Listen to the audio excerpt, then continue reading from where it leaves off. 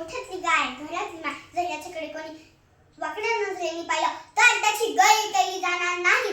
सर्वांना माझा नमस्कार.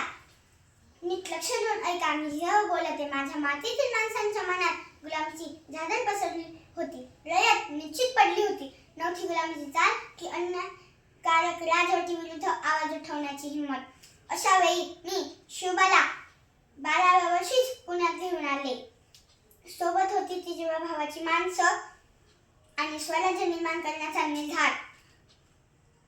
माळांच्या सहाय्याने व शोभाच्या पराक्रमाने याची सुरुवात लवकर झाली. एक आई म्हणून मला याचा खूप अभिमान वाटतो. रयत सुखाने जगू लागली, पण माझ्या शोभावर व स्वराज्यावर संकटही अनेक आली. अफजल खान, शाहिस्ते खान, पुरंदरचा वेढा आणि औरंगजेब या एक ना एक संकटांवर माझा मुलूक पुरून उरला. माझा शोभा छत्रपती झाला. एक जिजाऊ म्हणून मी अशी विनंती करते की आपणही आपल्या मुलांवर शोभासारखे संस्कार करा व प्रत्येक घरात शिवाजी घडवा.